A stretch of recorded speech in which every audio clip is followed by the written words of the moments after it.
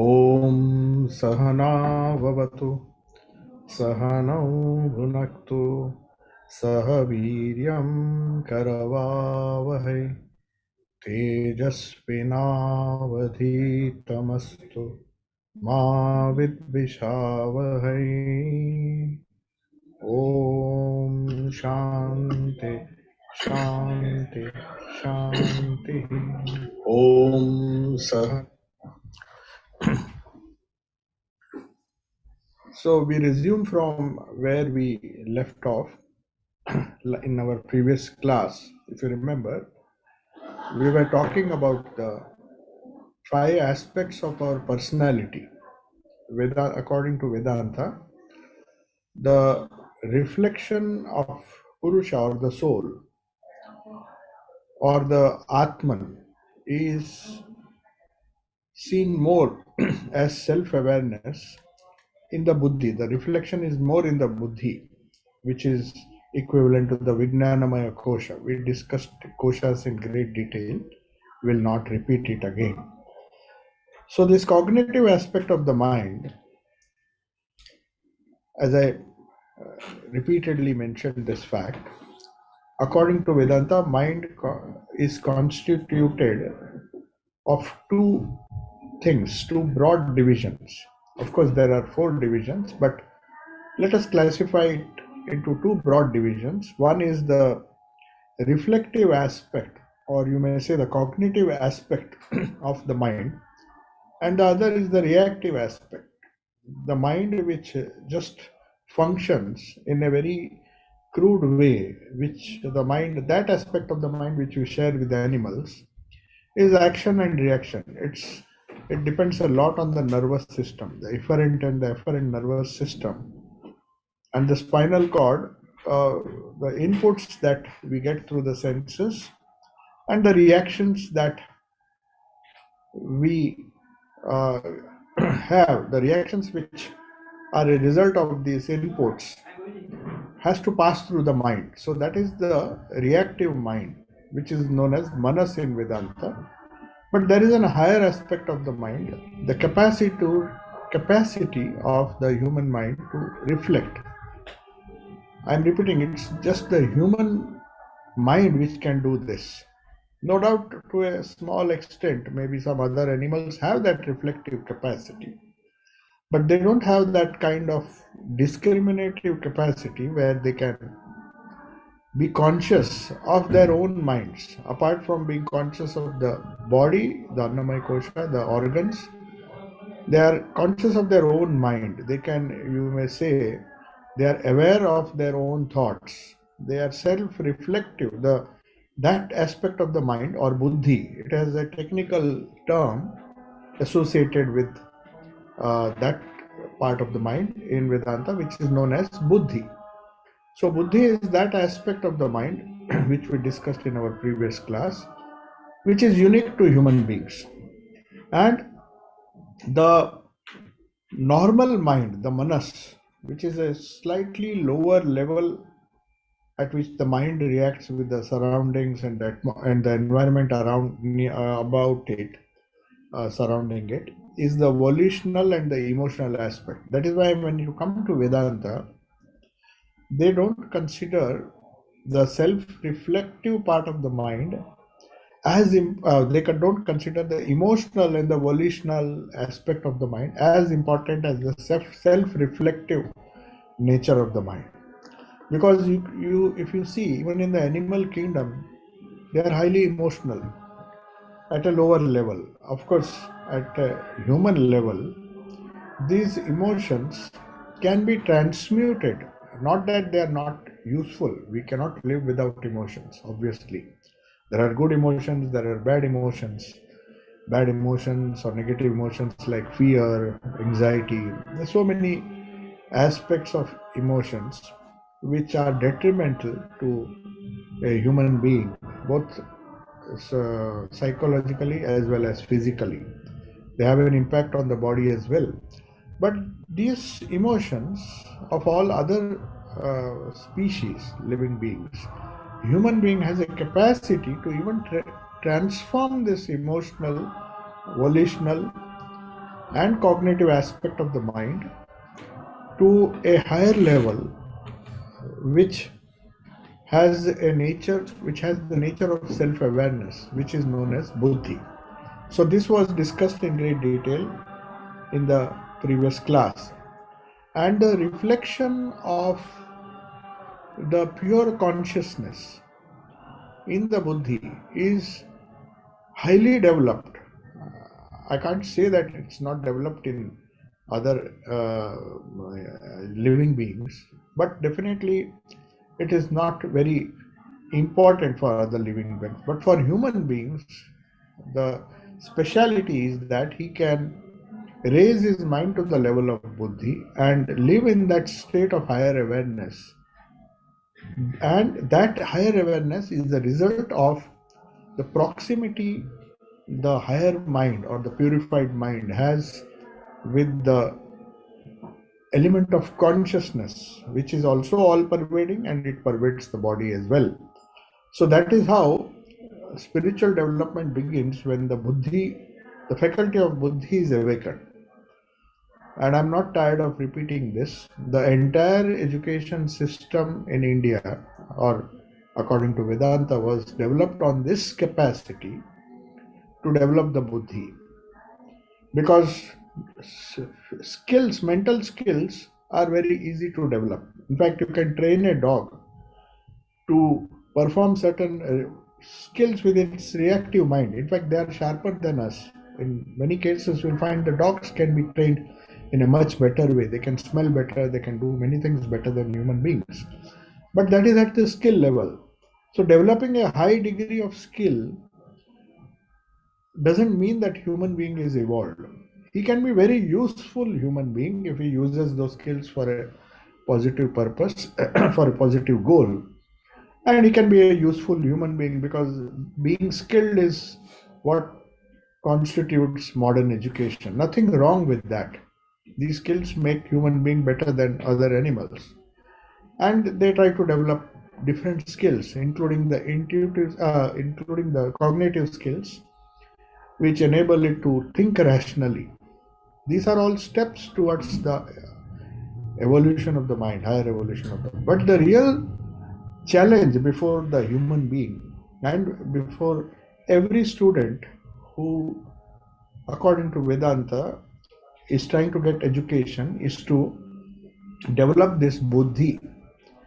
It has a short word known as dhi. Dhi is used, but buddhi means it is a faculty where that discriminative capacity, that power to discriminate between good and bad, between the pleasant and the good. So this capacity is unfortunately not very common in animals.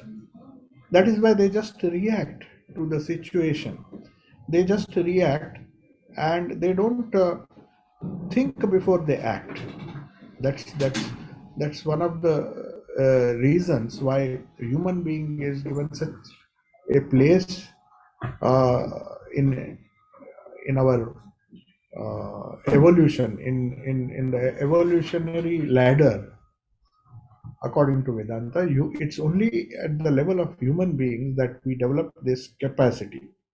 So the self or the aware, the pure consciousness successively reflects itself in the body, then in the prana, the second level, in the manas, that is the skillful mind, a reactive mind, then at the level of buddhi, where it shines in all its glory, and of course, the pure awareness, the pure bliss, the sheath of bliss, Anandamaya Kosha.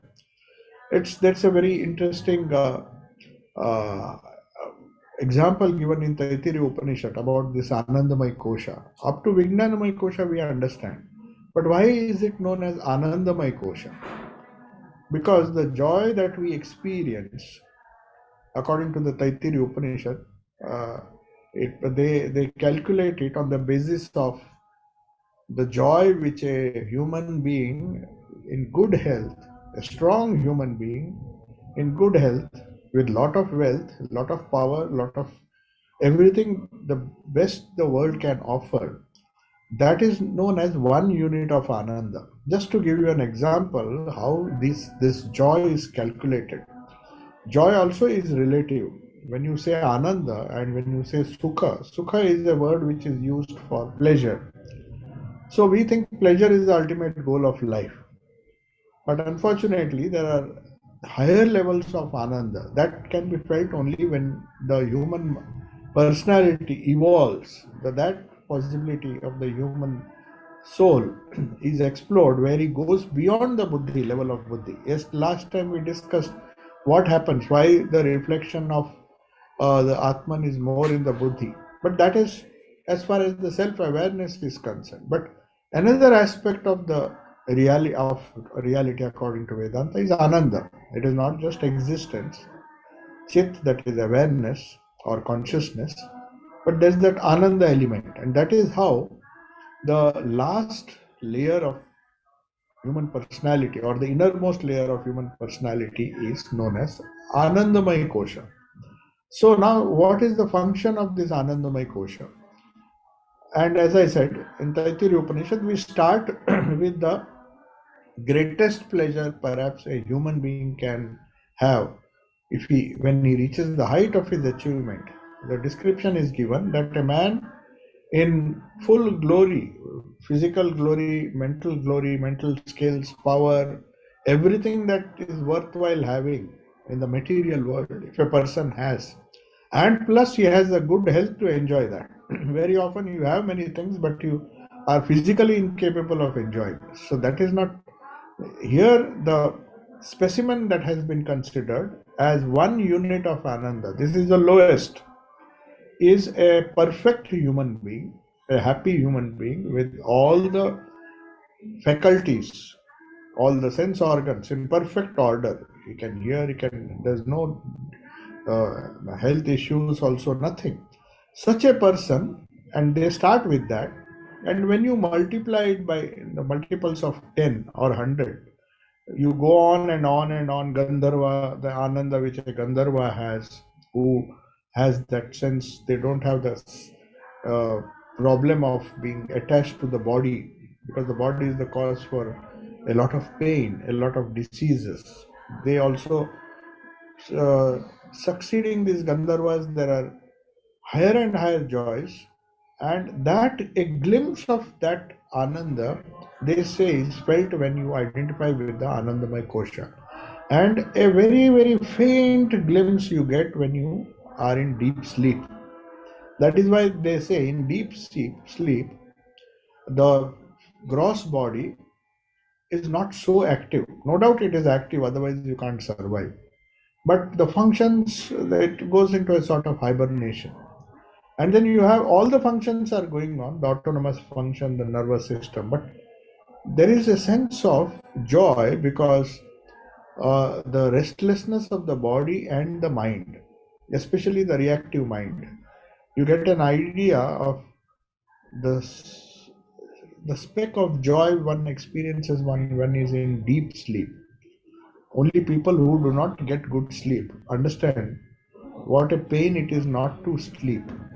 But sleep is not the ultimate unit of joy. Otherwise, people who can sleep well would have been living in that level of Anandamaya Kosha. But that gives you an idea when involuntarily, you have to remember this, it is through ignorance and involuntarily the bodily functions and the mental functions are for the time being because of exhaustion. Remember, it's only because of pure exhaustion of the body and the mind. When the body cannot take it anymore, the nervous system cannot take it anymore, it just drops down and falls asleep. And when it comes out of that sleep, it feels a great joy. That is only because that restfulness, though it is involuntary, you have to remember, if it were voluntary, it would have been meditation. The difference between deep sleep and meditation is in meditation you are conscious. In deep sleep, you are unconsciously going into that state of deep restfulness. It may last for a few seconds because again you come back to the dream state. That stupid mind, that reactive mind, that emotional mind, all the things that you have thought again bubble up and cause disturbance to that ananda, and then you go into a dream state. Of course, you may say in dreams, if you have a good dream, then you may enjoy. But how long? That way you enjoy physically also. 50% of the time we may enjoy, but 50% of the time you have that misery. So you have to take both. Sukha and dukkha come in the dream as well as in the waking state. But when both the aspects of the mind are subdued, not voluntarily, but involuntarily or through ignorance, when that happens, you go into that state of deep sleep. So that is what Anandamaya Kosha is about. And as I told you, the scale of happiness, the Ananda, the unit of happiness, which begins with one unit, that is a healthy body and a healthy mind, enjoying all the wonderful things of this material universe, which it can get, which a jiva can get, that is multiplied several thousand times to give you a faint idea of what to expect when one touches the Anandamaya Kosha. So, when we come to this aspect of Vedanta, where the evolution of the human soul, or the exploration, or you may say the human possibilities which we start exploring, start with the physical, we develop the prana, we develop a strong body and a strong mind, the reactive mind, the manas level, we develop certain skills. When that has happened, we are prepared for developing the Vijnanamaya Kosha or the Buddhi. And in the process of doing so, consciously or unconsciously, if it is unconsciously, then we don't benefit much. Perhaps we get good sleep. Because they say, Swami Vivekananda once was asked, why don't you sleep? You hardly sleep for 2-3 hours. He says, a few minutes of meditation is equivalent to hours of sleep. Because meditation is a conscious process of quietening the mind. And that reduces the need for sleep, which is most of the time when we sleep. It's more of dream or some kind of ups and downs that we experience in the waking state. We just transfer them to our dream state. At least in the waking state, we have some control. Unfortunately, in the dream state, we don't have control over our dreams.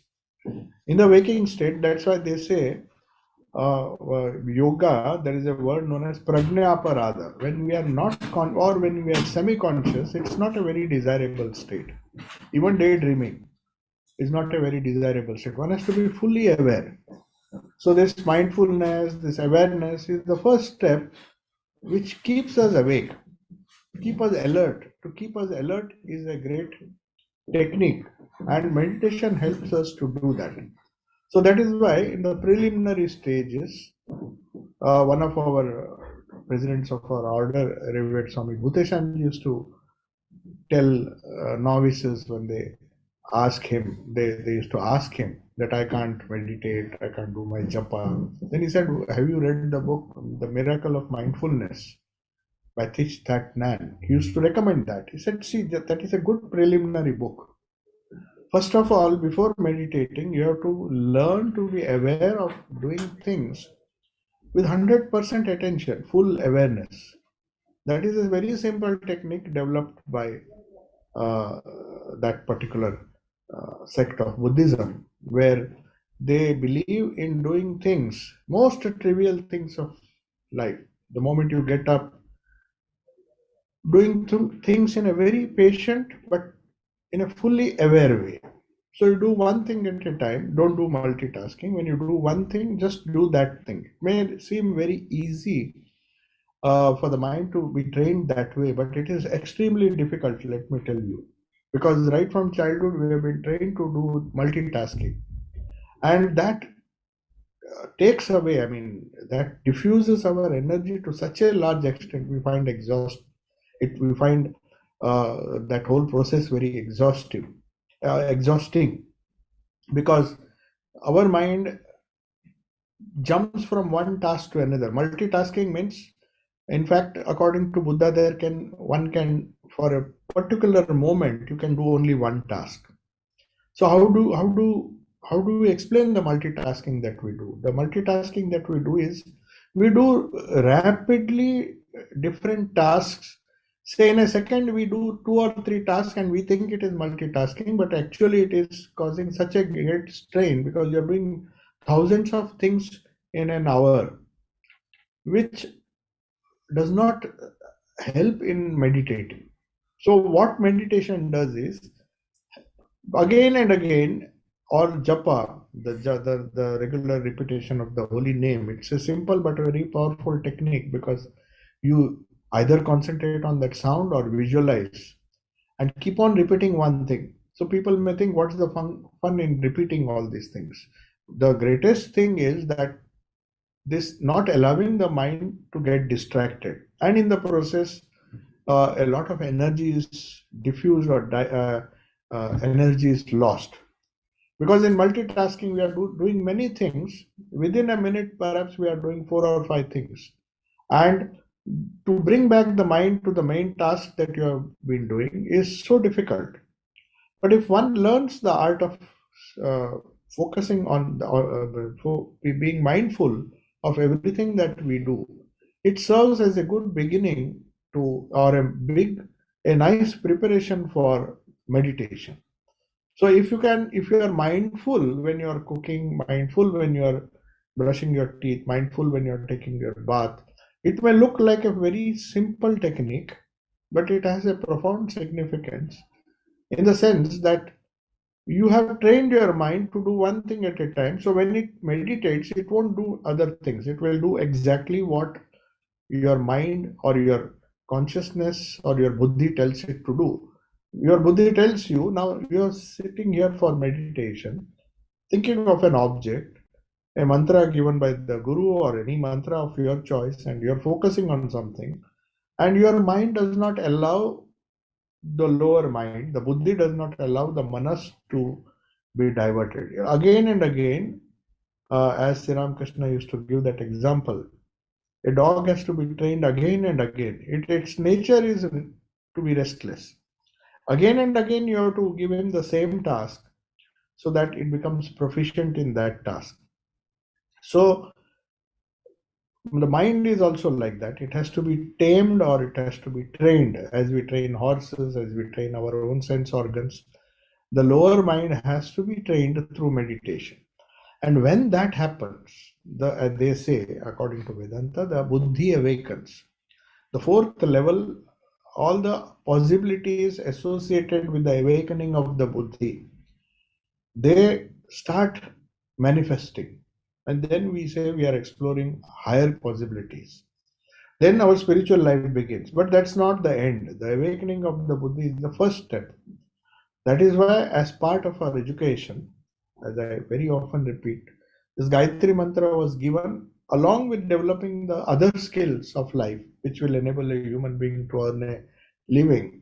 He was also asked simultaneously to develop the dhi through prayer, through focusing on this particular prayer, which is nothing but a mantra. Gayatri is also a mantra, but it's a long mantra. Now the mantra has been condensed, and finally we come to Om, which is the smallest possible pranava, or the real mantra, which represents this Brahman or awareness or Purusha, or the pure consciousness. But to focus the mind, the Gayatri mantra was used for all the novices who used to go to the Gurukula to learn. So both things were taught in parallel. How to focus the mind and how to develop the lower mind at the same time. And of course, it began with physical exercises, doing a lot of hard work.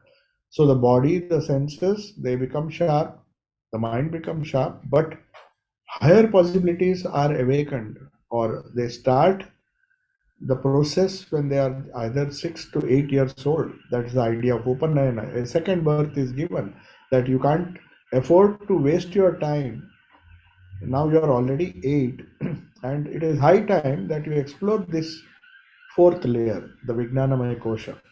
And that because the primacy of a human being or human form, is that this innermost self, the reflection of the innermost self on the mind, that is buddhi, has to be awakened. So it is in the human form alone, as compared to other beings, that the self-awareness is or should be developed. It's not that everybody develops it or succeeds in developing it, but that is one of the possibilities with which we begin our spiritual life. And in the process, we follow a technique which Sri Ramakrishna, in his very, very simple and rustic language, said, Nitya Anitya Vastu Viveka. So Sri Ramakrishna, if you see the Gospel of Sri Ramakrishna, which is an excellent book combining all the elements of Vedanta, Tantra, and all the philosophies developed in India or even abroad, in all civilizations, you'll find an essence of what spiritual life should be, or how it has to be lived.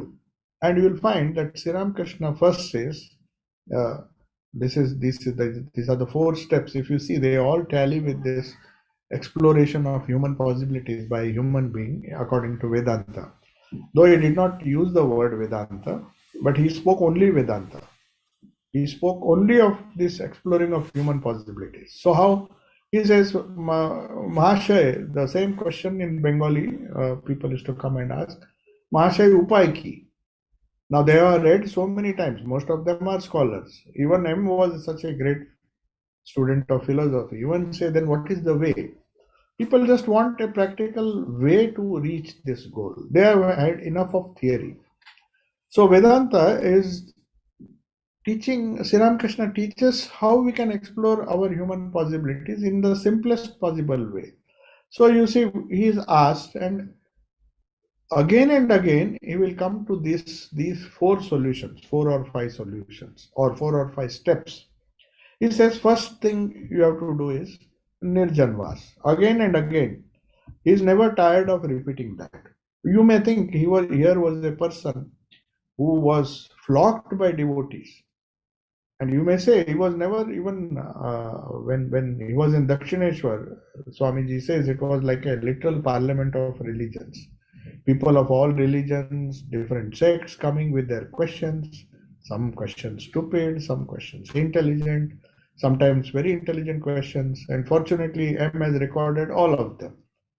Even the most stupid question also has been, not because the person was asking, uh, he did not know, he knew it, but still the doubt comes again and again. And Sri Ramakrishna was not tired of repeating this, because he would have easily told M and the people around him, I have told this. In fact, Hriday is, he was interested in something else. He wanted more and more people to come, so that if a lot of important people come, he was more interested in money.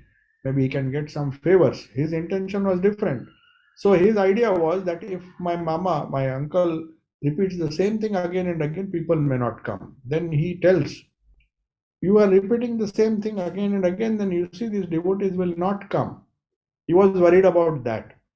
So he said, no, why do you bother? Why do you bother your head? I'll repeat 1,000 times. If I feel whatever is right, what I think is right, I'll repeat 1,000 times. What is it to you? So I just nubs him. I said, you don't teach me. I will repeat.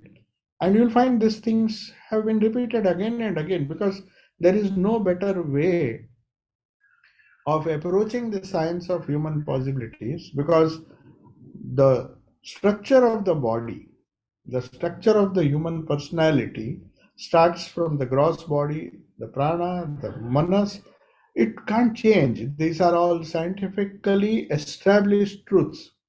Just as you can't change the fundamentals of mathematics or physics or any other pure science, you can't change the fundamentals of spiritual science. So you cannot give new solutions.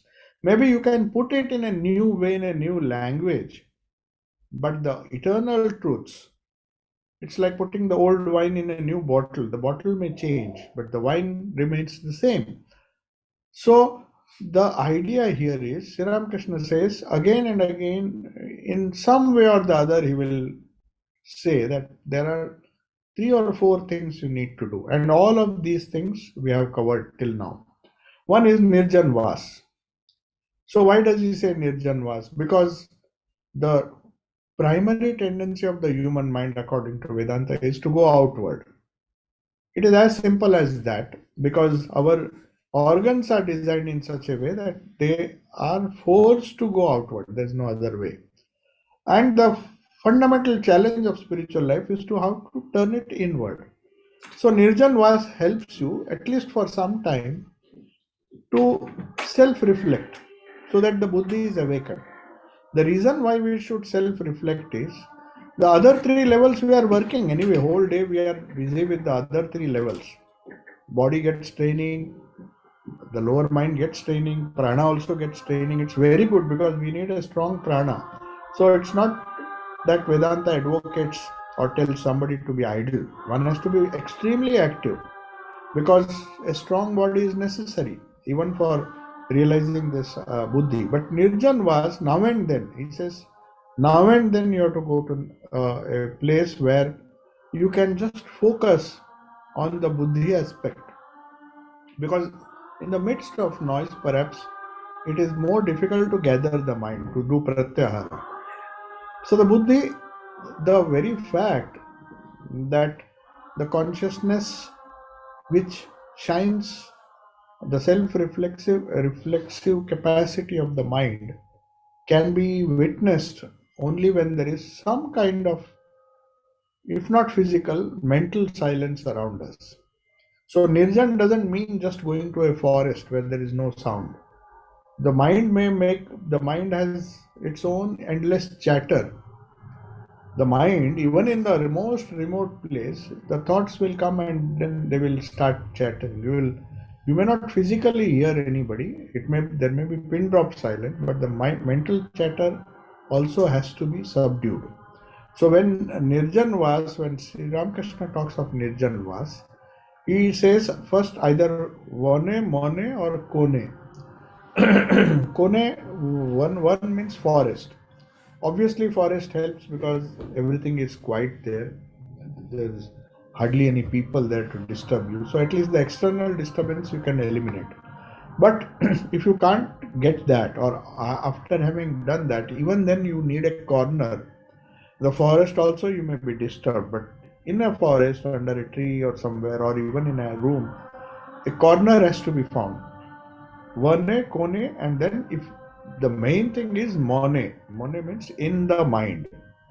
So what is solitude in the mind? Means if you are mindful, if one is mindful, that is why, as I said, Bhuteshanji Maharaj used to say, when you learn this mindfulness, or when you practice this mindfulness and focus on the thing at hand, the task at hand, it in a way helps you in meditation, if at all you attempt meditation after that. So that's why highly skilled people, whether they are artists or surgeons or any sort of not pastime, any sort of profession which requires a very skillful and concentrated mind. You can't just afford to even allow the mind to wander, because then it will be proved to be fatal.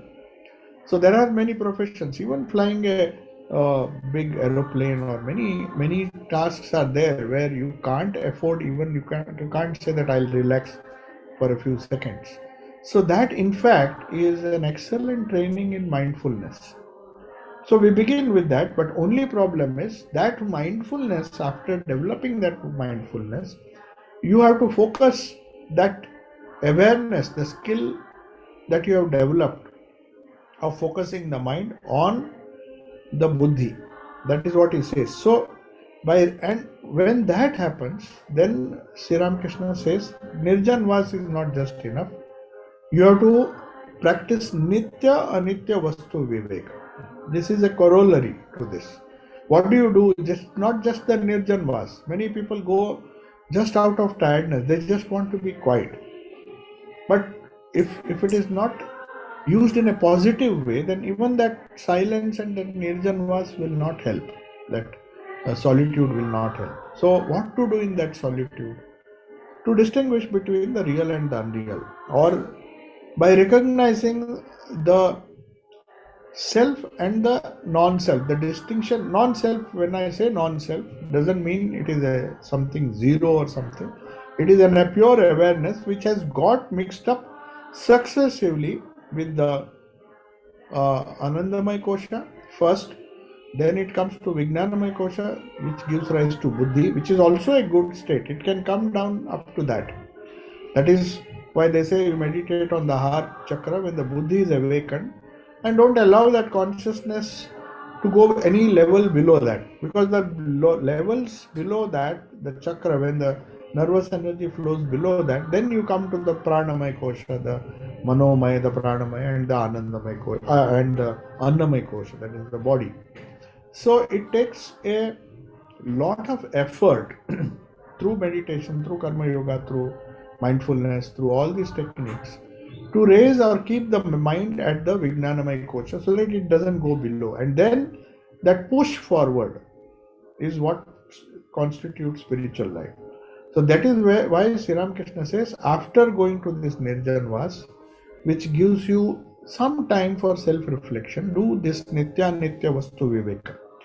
So, by recognizing this self as that pure self, pure consciousness as distinct from the lower levels of body, the organs, the mind, and attaining to self-fulfillment, going to the higher levels, is the primary function of a human being. It cannot be done by animals. So that is why they say again and again, they say that a human body is a must. It is only in the human body that this power of self-reflection, that power of being mindful of one's own mind, aware of one's own prana, aware of one's own body, all these things. Animals are aware of their body. They are even aware of their prana. They know their strength. They know their capacities. They even know the skill sets they have. They have that kind of a rudimentary mind which enables them to sense danger and either run away or take whatever action it needs to be done. So up to those three levels, we are almost at par with these animals. In fact, they can be better than us, as I said. But at the level of awakening of the dhi or buddhi, that self-reflective distinguishes us, and the capacity for the highest evolution or exploring the highest possibilities are given only to human being. So the eminence of the human body, there's a beautiful verse in Aitareya Upanishad. See, this most of the Upanishads which constitute the Vedanta say that even the demigods, now we have an idea, we have a strange idea that if we get Gandharva, as I told you, the Gandharva, there's several subtle bodies which are hovering around. Because according to Vedanta, the physical body is just one aspect. We have a subtle body within this physical body. We have a causal body which survives the physical death, and it has some location somewhere. It just doesn't disappear into thin air. It exists at different levels of existence. So the question may arise then, okay, if the body is such a pain, why can't we perform our sadhana there? It's very good. There's no physical disturbance, no physical pain. Why is it not possible? That clarification is given in Aitareya Upanishad. Why human body? Why should we take up a body in the first place? So we know the pains and the difficulties associated with keeping this body in good health, because bad health, the pain in the body, it is so difficult to do our sadhana. Then we think, oh, the Gandharvas and all these other demigods, which is mentioned here, they may be in a better position. So why not continue our sadhana in that? Let the body go. So to allay all these fears, the Aitareya Upanishad warns, don't think this human body is a ordinary thing. Even if you are in that demigod or that subtle status, you have to come down and assume a body to resume your sadhana. That is important. He says the demigods such as Agni, Vayu, these are all different deities. They have control over certain aspects of the prana. That is why they've been given names, Agni, Vayu. And as compared to horse and cow, he said, leave alone horse, cows and other animals. He says, horses and these animals, definitely they can't realize. But even it is not given to these gods, demigods, till they get a human body, because that is the resting place in this world by the Hiranyagarbha Purusha. Hiranyagarbha is, it is a technical term which implies the immanent God. So the whole universe or whole creation or the subtle,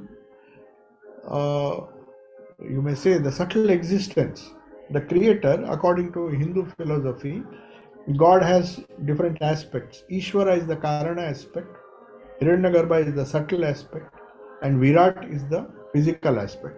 So sum total of all the jivas, including plants, animals, everything of the gross universe, the sum total or the God equivalent of the human of the material universe is known as Virat.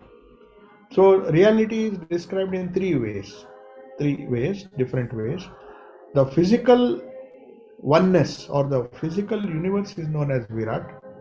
The subtle counterpart of the sum, or you may say the sum total of all the Sukshma Shariras, whether they are demigods, whether they are horses, cows, everybody who has a subtle body contained within this gross body, the sum total is known as Hiranyagarbha or Hiranyagarbha Purusha.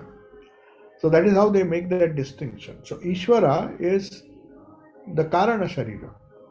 So that is why we don't pray to Virat. When we pray to Virat, we may get some material wealth. When we pray to Hiranyagarbha Purusha or that immanent God, we may get some subtle powers. But normally, to solve our problem of deep-rooted karma, which is stored in our causal body, that karma can be removed or that karma can be lessened or the effect of that by Ishvara alone. That is why they say prayer is always done to the highest form of the causal form of God, because he is the Mahakarana. Whether you call it Shakti, there are different names of God, the all controller, the Antaryami, one who controls from inside. So all deities or all gods on whom we meditate are different aspects of Ishvara. That is why in Bengali or in Kathamrut you will find Ishwar Labh hi Jeevan Dhyaya. The goal of human life is to, what do you mean by Ishwar Labh? In this sense, God realization. When you say God, that God can be Virat. But we don't say Virat Labh is the goal of human life. Neither do we say Hiranyagarbha. They may help us. But Ishwar Labh, because it is at the causal level, the problem has to be solved. So that is why he says, for a human being, this man is the only being in this universe. It is the human body alone. Sridhara Swami is a great commentator of the Bhagavad Gita. In fact, Swami Vireshwaranji, because of him, in our training center, even before reading the Shankara Bhashya, because that is supposed to be a standard commentary on the Bhagavad Gita, they ask us to read Sridhar Swami's Bhashya, because his understanding was a very pragmatic. Though he was an Advaitin, Sridhar Swami was an Advaitin, but at the same time, his approach is very, very pragmatic. We can understand the Gita better. And they say when he wrote his commentary, Sri Krishna himself was his Ishta Devata. There was a loud voice when many of the scholars criticized his commentary. Said, who will read your commentary? It seems a divine voice was heard by all in the assembly of scholars. That is how history. He belonged to the western part of India, maybe Gujarat. Sridhar Swami was a Advaitin, definitely was an Advaitin, follower of Shankaracharya's tradition, but he wrote an independent commentary because he said for a common man, it is so difficult to understand Shankara's Bhashan. Perhaps we cannot. So Advaita made simple in this commentary on the Brahma Sutras, which is the compilation of all the sutras of Vedanta. They are also known as Vedanta Sutras. Sridhar Swami writes, it is only of course, he is writing it on the basis of what Upanishads he had read. He had, because by commenting on Bhagavad Gita, he says, I'm literally commenting on the Upanishads because Gita is the essence of the Upanishads. So he says, this sentence is very important. In his commentary, he says, on on his commentary on, sorry, it is on Srimad Bhagavatam. He wrote a commentary on Srimad Bhagavat along with Bhagavad Gita. 11.7.21, that is the Bhagavata verse. Because Bhagavata gives you the essence of, though people think Bhagavata is a book on bhakti, it is the essence of Advaita is found there. So Sridhar Swami wrote a commentary on Bhagavad Gita and the Bhagavata. So he says, in the human body, the self is most manifest. Not even in the gods, not even in Agni, Vayu, in the so-called superior devatas. No, their being fully invested with insight, the capacity to reflect, the capacity to develop the buddhi. He speaks the truth known. He sees the truth known. He knows what is beneficial. He knows what is heaven and hell. See, others may be in heaven, but man can choose either to go to heaven or to hell if he takes a wrong decision, or choose not to go anywhere but be free. Whereas those who go to heaven, they are bound. The devas are bound by their powers, they are bound. So they are inferior. So very clearly he says, he alone, a human being alone. So it's such a great privilege according to Bhagavata and according to Sridhara, that human birth is such a rare thing. So among all the creatures, among all the demigods even, forget the animals, only human beings can desire immortality. Immortality means freedom. Through his mortal frame, while living, Jivan Mukti, that is what Vedanta says. It's not that you get Mukti when you die. Because you may go to that demi-world or world of Gandharvas. There are so many Anandas which may tempt you to go to higher heavens. But again you will be bound. You will be bound there. In fact, gross bondage or the gross pain at least will make you yearn for freedom. But once you become you go to these higher planes and enjoy heaven maybe for a long time, but then you forget the purpose of life. So you have to come down. That is why human being, the human soul or the human personality has a right mix of sukha and dukkha, so that you can distinguish between real and unreal and take the right decision to be free. That desire for freedom does not come. Demigods or all these gods, they enjoy their power. Once their power is exhausted, the karma is exhausted, Gita says they are again born. But they have to, it's not a demotion, it's actually a promotion to be born as a human being. That is what he says. And through the mortal frame, he can aspire for and reach immortality. Thus he is supremely gifted, while lower animals and the lower animals, they may have hunger and thirst and other things only. So to attain to this liberation or mukti is the special privilege of human life. So Bhagavata says this, Sridhar has commented on that. And having been born, as Sri Ramakrishna said, having been born as a human being, the primary goal, there can be secondary goals, because we can't evolve and have this primary goal as the only goal in life, because we have to fulfill certain secondary goals.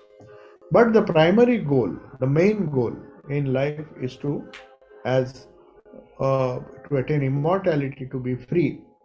Having born as a human being, they say, according to Bhagavata, if he misses this chance, it is like performing suicide. That is the word they have used.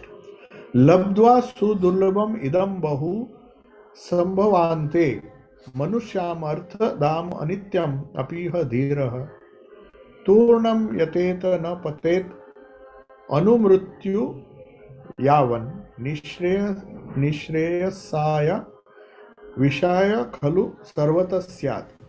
The meaning is, having obtained labdva, the wise man means the man with buddhi developed. Wise here doesn't mean worldly wise, not a skillful wise as a skillfully wise person. Here wise means dhiraha, and in Kathopanishad the wise man is known as dhira, one whose mind is steady. See, wisdom is not calculated by the intelligence that one has. Sri Ramakrishna used to say, crow may be he is very wise and intelligent, but it eats only filth. So here when you say the wise man, the word used is sudurlabham bahu sambhava. Sambhava means many births. Ante, after many births, this human form. So the wise man who has the dhiraha, or the wise man with buddhi fully developed, having after many births obtained this extremely rare human body, which now again it says it is frail. Because if you say that, then you may say, what about a weak human body? Even if it is weak, even though it is frail in a different sense, he has said, because human being is bound to suffer diseases, suffer exhaustion, suffer anxiety, the mind will suffer all these things. Though it is frail, still it is conducive to man's supreme good. He should forthwith strive for liberation before the body, which is always subject to death anytime. Chances to fall. For sense enjoyment can be accessed in any body, animals as well as the Gandharvas. They have a subtle body, they are enjoying. So enjoyment, sense enjoyment cannot be the goal. The only thing that a human body can do is the frail human body. Bhagavata is very clear about this. It's not saying only the strong, whether the body is strong or frail. It is, one has to strive, the real purpose is served, or the highest human possibilities can be achieved only by striving for liberation before death.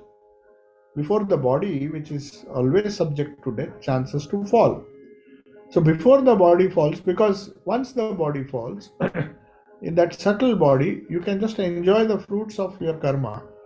But once that, or suffer the fruits of your karma by going to hell or heaven, as the case may be. But in any case, one has to again be born.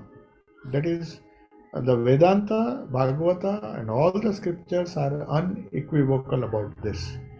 Even Sri Ramakrishna says again and again, there cannot be a second goal. There can be one primary goal, but the other goals may not, one may not always strive to or always remember this is the primary goal.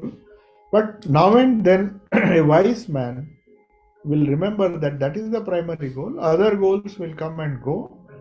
So, and it has to be done before the body falls off. So that is why one should never wish that because many people, when there is a lot of suffering, it's very, very natural that one gets tired. Said, I just want to.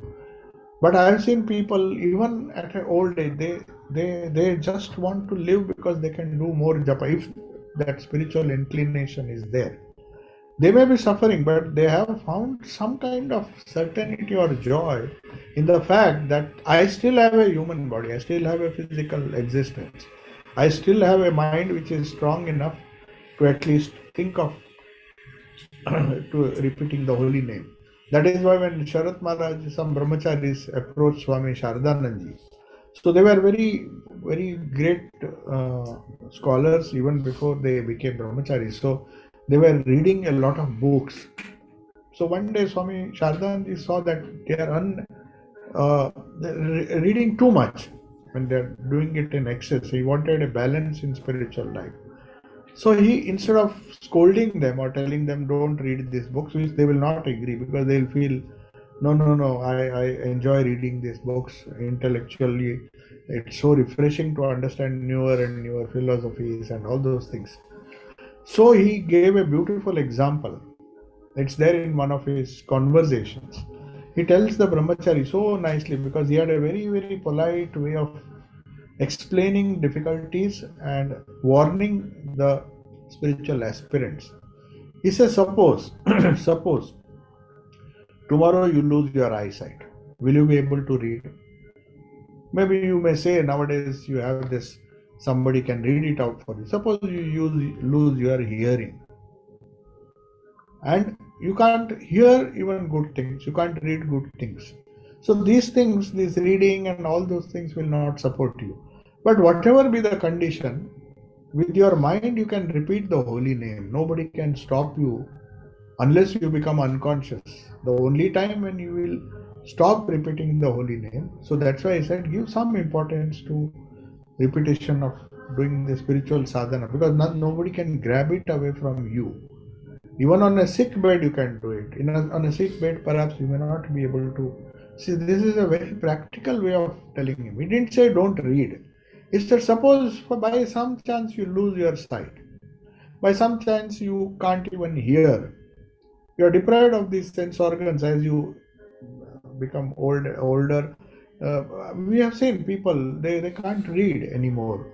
They practically lose their eyesight. But he says, the only thing you can continue to do till the end of your life, till your mind, till you are conscious, and even in the unconscious, we have seen people, the force of habit, the momentum that they have, they continue. We have seen heard from our experiences of very senior monks and even senior devotees who passed away in some of the hospitals. There was one brahmachari who fell down. He was doing japa. He was one of our brahmacharis in Nagpur center. I've heard it from very authentic sources that unfortunately when he was doing japa, uh, the, the the wall, which the terrace wall was very low, and he just fell down. So he was immediately fell down and he was unconscious. He was in the hospital for a long time. He didn't die immediately. He was in a sort of coma. But all the nurses and doctors said that something was unconsciously, some mantra was going on, because he had that habit of doing japa. Unfortunately, that day in the dark, he didn't, just maybe he just slipped and fell down. But in any case, even when one is not conscious, the power of mantra or power of japa is so much that it continues. So at least when Sharat Maharaj, as he says, the only thing that will continue, which will be your companion in any condition of your physical body or any other condition, when your senses become weak or you can do, then all these other sadhanas take a secondary, but recollection or meditating on God or remembering his name, just pure remembering the name, will continue. So that is what Sri Krishna is saying. Before giving up the human body, at any stage it can happen, don't miss this chance. That is the essence of what today's class is all about. This We are running short of time, so I think we can just meditate for a, because last in our previous class uh, we will not stop abruptly, and just meditate on these few ideas. Many of the ideas were repeated, but if you just contemplate on what a few things that we discussed, it will be nice. Just 2 minutes of meditation and then we conclude.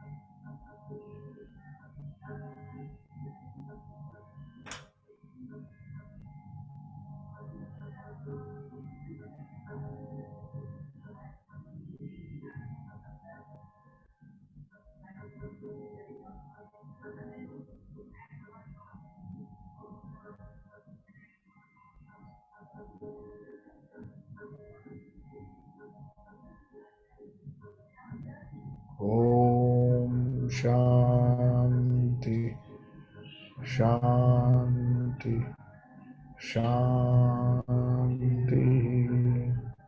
Hari Om Tat Sat. Shri Ramakrishna Arpanamastu.